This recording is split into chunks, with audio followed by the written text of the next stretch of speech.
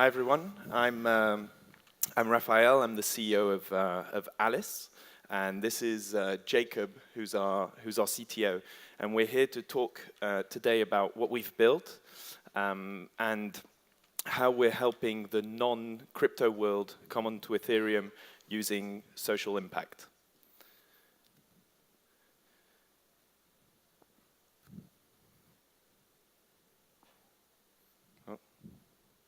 Yeah, so really briefly, I'm going to give a quick overview of where we are, which is that we've got a transparent donations platform that's been live since May on alice.si, which is our website. Then Jakub is going to run you through how we built that, the hybrid model that we use to bring mass audiences onto the platform. And then I'll just give you a brief overview of the next steps for Alice beyond donations. So if you know Alice, it's because you know our transparent donation platform. And the idea there is that you can give to a social project. You can see exactly what impact your money makes. And if it doesn't make an impact, then you get your money back. And the project that we have live on the website right now is a project run by a homelessness charity called St. Mungo's. And they are helping 15 rough sleepers in London find accommodation and deal with mental health issues, substance abuse issues. And the way that the reason why we built this really is because in the last few years there's been a loss of public trust in the charity sector, and the charity sector is really starting to see this as an existential threat.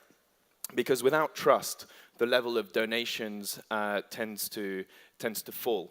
And so that's why we built this donation platform.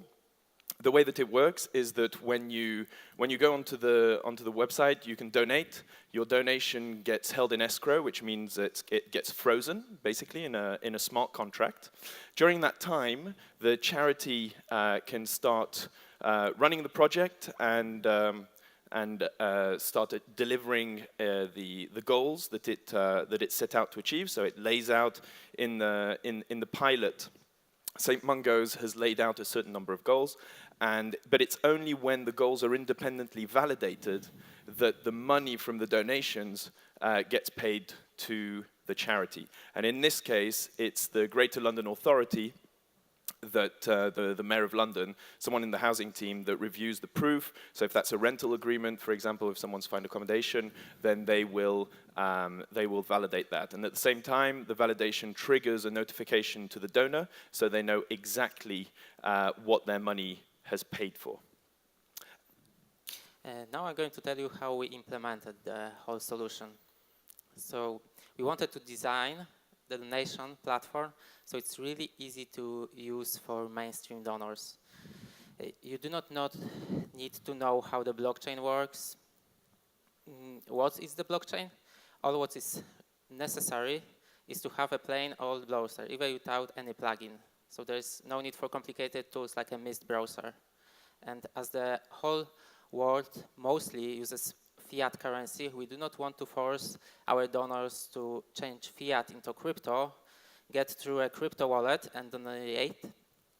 We allow for a plain credit card donations, which is the most popular way to donate. And let's see how it worked out in the practice.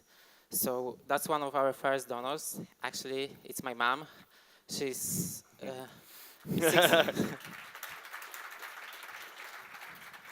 She's 67 years old, and she's not a crypto geek at all. She stopped catching up with the technology in the late 80s when the video tape recorder was released, but she knows how to use internet. She knows how to write an email, check the weather, and recently she was able to put 3 transactions on the main Ethereum blockchain using our Alice platform. How was this possible? So whenever a user registers an account on our platform, we, on the user behalf, create an Ethereum account, which is safeguarded by a password. So every interaction, every transaction needs to be signed by re-entering the password. We also perform fiat tokenization. So when we accept the money, there is stable coins issued that are pegged one-to-one to the original value, and the full reserve is kept aside. And we are happy to say that earlier this year, we took a part into regulatory sandbox provided by Financial Conduct Authority, which is a UK regulatory body. And to our knowledge, we are the first company to use fully regulated digital pound sterling provided by Tramonex Labs.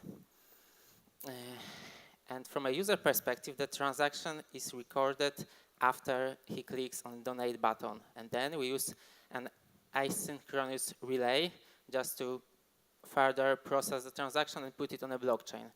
And this solution proven to be quite useful because roughly a month after we launched, we noticed some strange behavior in the relay. So there were severe delays and a lot of retrials. And it was the day, 20th of June, when there was a status, ICO. So from the point of view of our donors, nothing changed at all. They were able to submit donations and we process it asynchronously, and they were eventually recorded on the blockchain. And to be honest, we were super scared before we started the pilot because we are all about trust and transparency. So even if we mismanage a single transaction, that would be disaster for the whole idea. That's why we are using a triple registration system. So we register donation on a virtual wallet provided by a payment provider. We register on our classic database, and we obviously register it further on the blockchain. Currently, we have a hybrid model, but we want to go for a fully decentralized and a trustless solution. But along the way, we want to take small steps not to sacrifice the usability and safety for the donors. The next step for us was to implement something that we call the geek mode. It's a section on our platform that a user can browse and explore all of the transactions that were made with his interactions. And for users who has a plugin that allows to connect to blockchain, like a Web3 connector, we got a very simple dApp, but with a restricted read-only access that you allow to check a balance and what goals were achieved by these users. And before we allow our donors to enter the wild west of the blockchain, we want to equip them with a safety features. Like one of that is a donation wallet. So all of the transfers outside of the wallet can be directed only to authorized, verified projects, because we want to shield the users against scam attacks. So if they receive offer to donate via Slack channel or email from an untrusted account, they will be unable to process. And donation wallet also offers a way to recover if the password was lost. So we can set up a multi-sig recover procedure.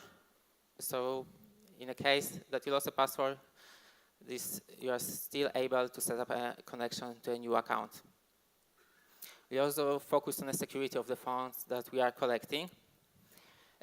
So we add extra features for our treasury, like a two-phase transfers when they need to be initiated and validated later on.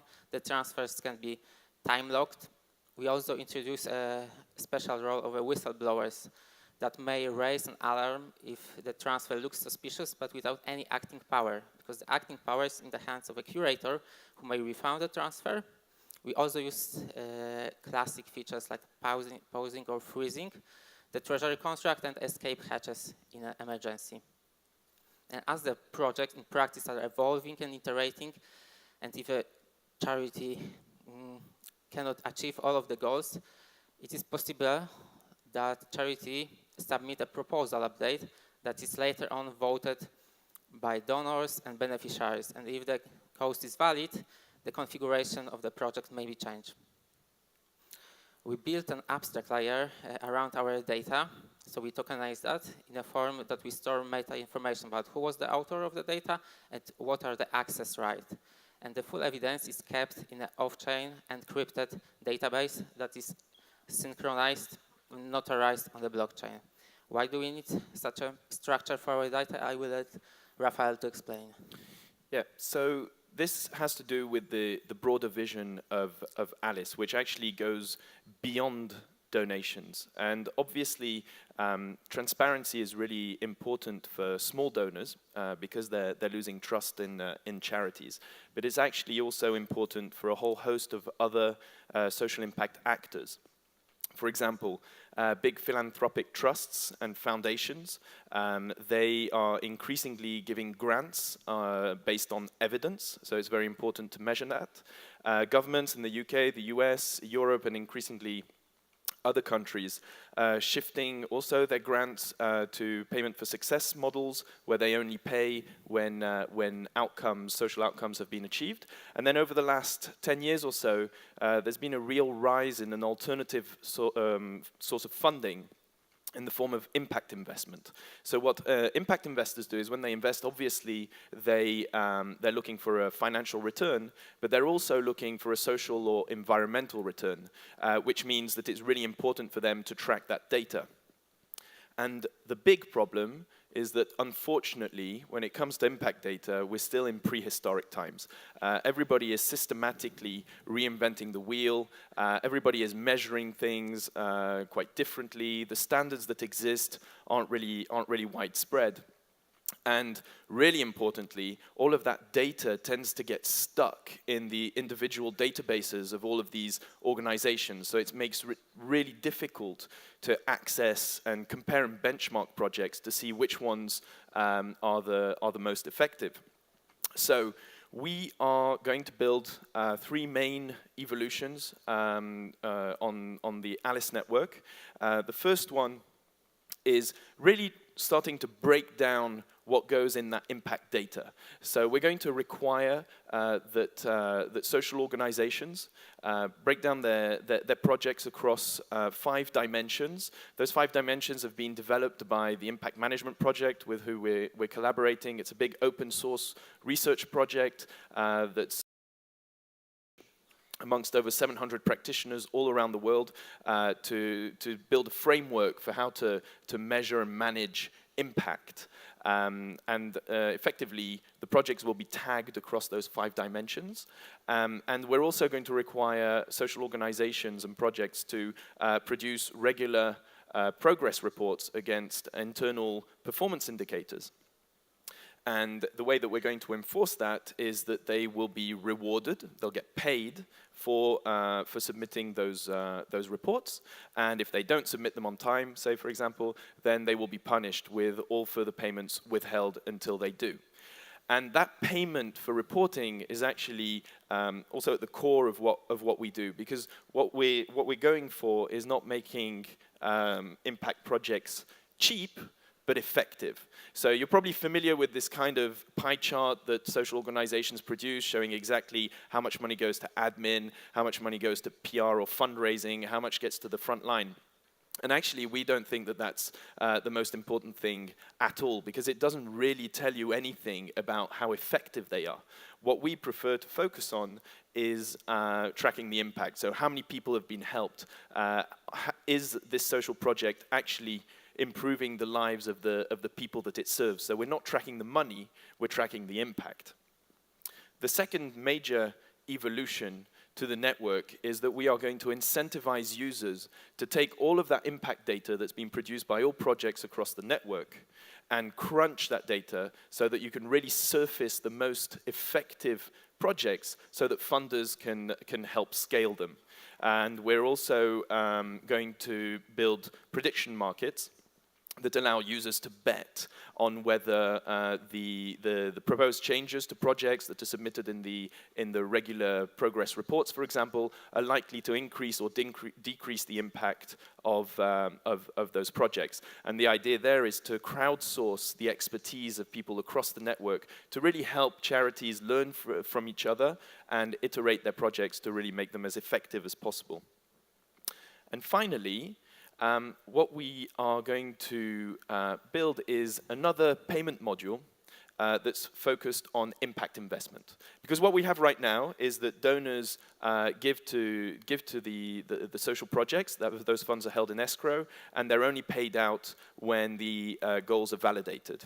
Now, the problem there is, especially if you're a smaller charity, you might not have the financial resources to run your project before getting the money.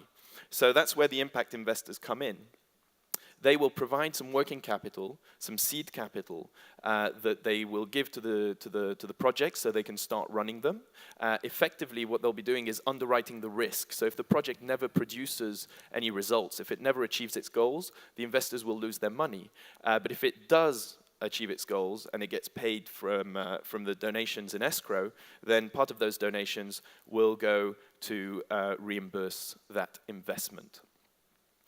So that's pretty much it. That's the broader vision. We're building a fully integrated, decentralized social impact ecosystem so that social organizations can tap into donations and grants and impact investment so that their impact is properly managed and transparent and accessible, supported by validation markets so they can easily choose validators for their projects, whether those are human validators or oracles, and by knowledge sharing markets that help crunch that data and surface the most effective projects. And that's really what we're all about, is really identifying the best projects, helping them scale, and cutting transaction costs across the network. Now, we've just published our white paper today, just a few hours ago, so we invite everybody to go onto our website and read that. It covers everything that we've just explained in a lot more detail, as well as some really interesting stuff that we're building as well that you'll be able to read about on the white paper, like a decentralized fund to help smaller organizations really design and run their projects transparently on the network. Thank you very much. If you have any questions. Thank you. Over here, please. Question. Sorry. Over here. Hello. Hi. Oh, yes. This is quite a tedious little question, actually. Just the matter of issuing receipts to donors. I've always found that to be just a real pain in the backside, particularly if it comes via a bank account. So does your module have, what do you do by way of how do you issue receipts to your mother once she's paid her donation? So that's something that we actually spent a lot of time on. Currently, the platform can be used only in the UK, and we went through all the regulatory hoops to make sure that people could get receipts when they donate. They can actually apply gift aid, if you know how that works in the UK. It's a way of gifting the taxes to the charities. And we had to get the regulatory authorizations to do that. It gets applied when the donations come out of the escrow, because you can't claw it back afterwards. But then, obviously, as we expand to different countries, we'll have to figure that out on a case by case.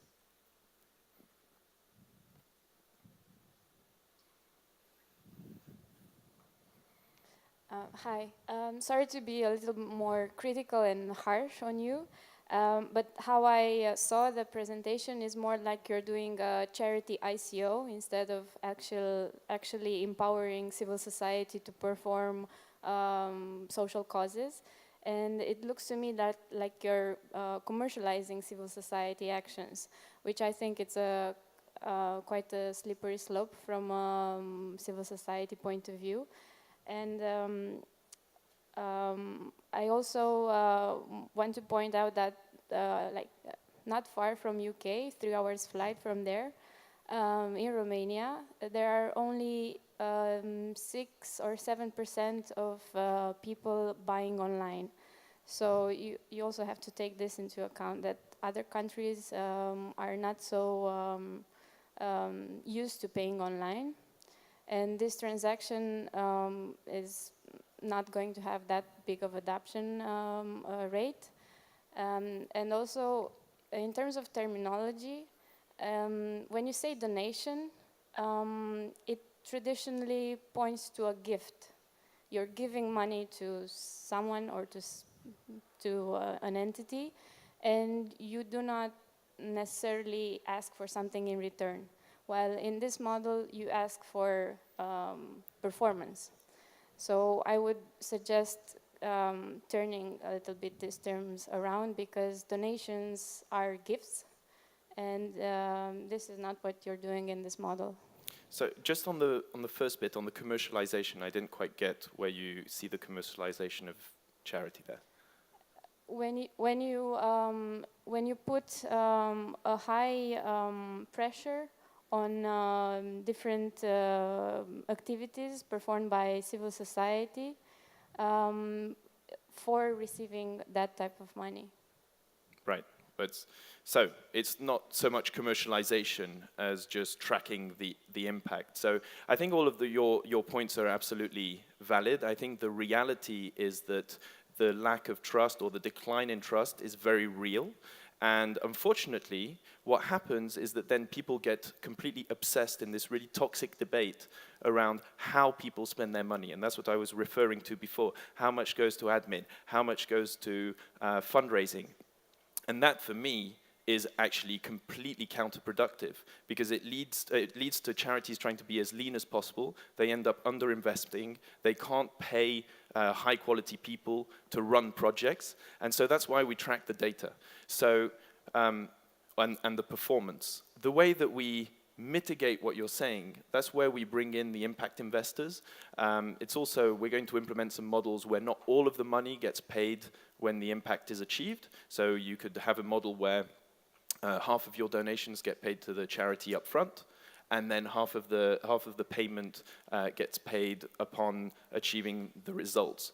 But really what it is just an incentive mechanism to make sure that the social organizations deliver on the impact that they promised, essentially, and restore that trust. And ultimately, what we want to do is just help them raise a lot more money than they are raising at the moment, so that they can really tackle social and environmental problems at scale. And I think on the last point, or the second point that you made, which was a lot of people don't donate online, that's true. But you know what? A lot less people even donate in crypto. So that's why we're adopting a hybrid model. It has to be online for the incentive mechanisms to work, and hopefully, as online giving becomes more widespread, then they'll be able to spread it out to a lot more countries and donors. I hope that answers your questions. We'll discuss more in detail. Okay, I look forward to it. Thank you.